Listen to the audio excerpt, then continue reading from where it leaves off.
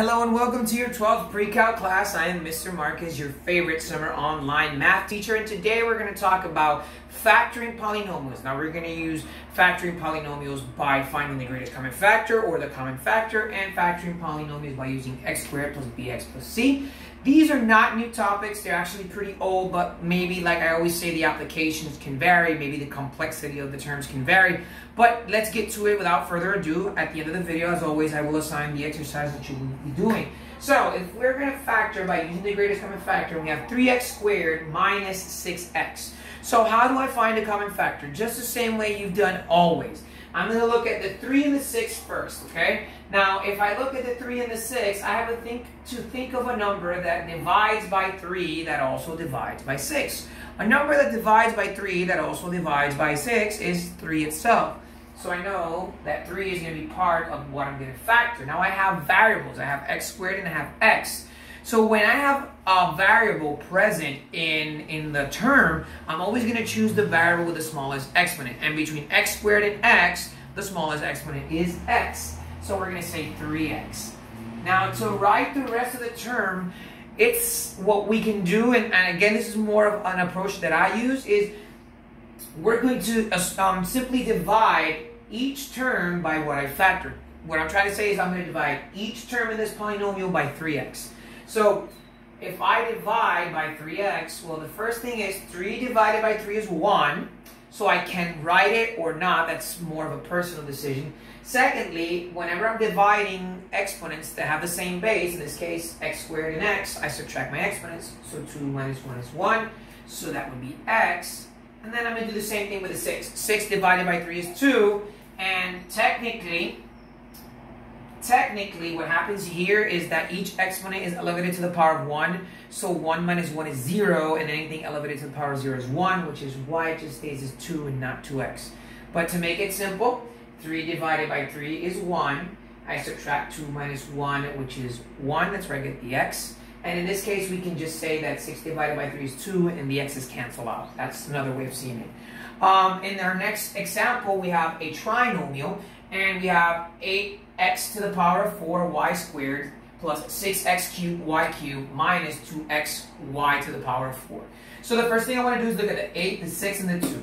Think of a number that divides by 8, by 6, and by 2. In this case, that number is 2. So we're going to say 2. Now I look at my variables, and each term has an x and a y present. So I'm going to choose the x variable with the smallest exponent, which in this case is 2x, and the y variable with the smallest exponent, which in this case is y squared. And again, I divide each term by what I factored, so I divide each term by 2xy squared. And I look at each term individually. 8 divided by 2 is 4. And I subtract my exponent, so 4 minus 1 is 3, so this would be x cubed. And if I realize y squared and y squared cancel out, so I don't need to write it, it just stays as 4x cubed. And then I'm going to do the same thing with the 6. 6 divided by 2 is 3, so that would be plus 3. And you're going to simply subtract, right, the exponent. So 3 minus 1 is 2, so this would be 3x squared. And 3 minus 2 is 1, so that would be y. And then finally, I have 2x to the power 2 minus 2xy to the power 4. So 2 divided by 2 is 1. I don't need to write the 1. I can if I want to. Just for visual purposes, I'm going to. But again, remember, it's not required.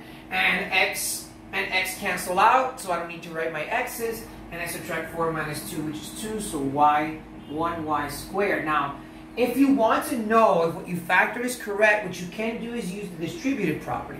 And if after I use the distributive property, I get my original problem, it's correct. If after I use the distributive property, I get a different answer, that means it's incorrect. So let's try that out. So 2 times 4 is 8, which is what I got in what I have in my original problem. X times x cubed is x to the power of 4, which is what I have here. Since there is no y term in the 4x cubed, I simply move over my y squared, which is true. Then I multiply 2 times 3, which is 6.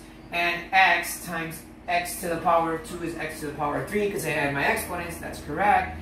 And y squared plus y elevated to the power of 1 is 3, so that's also correct. And then I multiply 2 times 1, which is 2. Since there's no x, I just pass on the 2x, and then I just multiply our y squared times y squared, which is y to the power 4. So that is correct. Same thing with this one. If I multiply 3 times x, I get 3x squared, and then, or excuse me, if I multiply 3x times x, I get 3x squared, and if I multiply 3x times 2, I get minus 6x. So it gives me my original problem. If after I factor something out by using the greatest common factor method, or factoring out the common number, if I use the distributive and get my original problem, it's correct. If I use the distributive and get something else, I either made a mistake in my multiplication or I made a mistake in my factoring.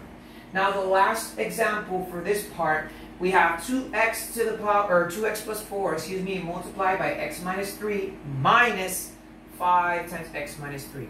So we do have a common factor. It's just that the common factor is not a single term or a monomial, but it is actually a binomial. So x minus 3 is the common factor that I have here, and is the common factor that I have here. So I just simply write x minus 3. And what I have left over is 2x plus 4 and the minus 5. So what I want to do is, again, the x minus 3 is the common factor, and that's why I wrote it, I factored it out. And what I have left over is 2x plus 4 minus 5. And what I want to do now is just combine my like terms. So 4 minus 5 is negative 1, which means that my final answer is actually x minus 3 times 2x minus 1. And that's my answer.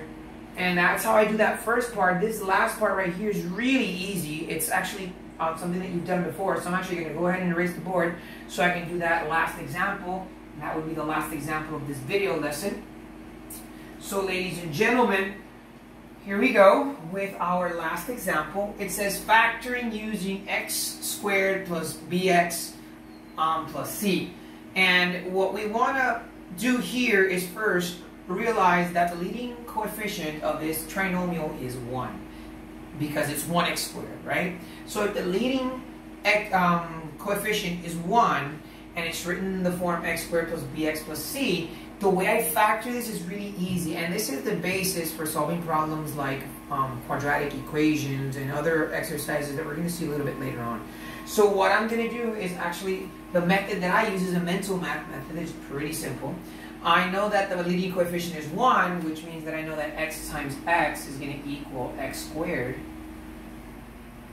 And I'm going to look at the 12 and I'm going to look at the 7x. Now, the way I recommend is to think of a number that when you multiply equals positive 12 and when you add equals positive 7. In this case, the factor is 3 and 4. And because they're all positive, it doesn't really matter whether I write x plus 3 times x plus 4 or x plus 4 times x plus 3.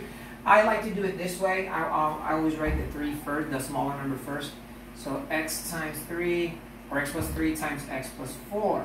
And again, you could use FOIL here to verify your answer. And if after I use the FOIL method, I get my original problem, that's correct. So let me show you how you would check your answer out, okay? So we would use x plus 3 times x plus 4. And we're going to say x times x is x squared. So x times x is x squared. Then we're going to multiply x times 4, which is 4x. And then we're going to multiply 3 times x, which is 3x. And then we're going to multiply 3 times 4, which is 12. X squared has no like term, so I bring that down. 4 plus x plus 3x is 7x plus 12. So that means that this is correct. You don't have to do the check, but it will give you a little bit of peace of mind if you want to do that. So guys, that's it for this video lesson. I want you to go to page 34 of your textbook, and you're going to work on problems 63, 65, 67, and 69. Again, page 34 of your textbooks, problems 63, 65, 67, and 69. And I will see you in your next video lesson, so stay safe. Bye.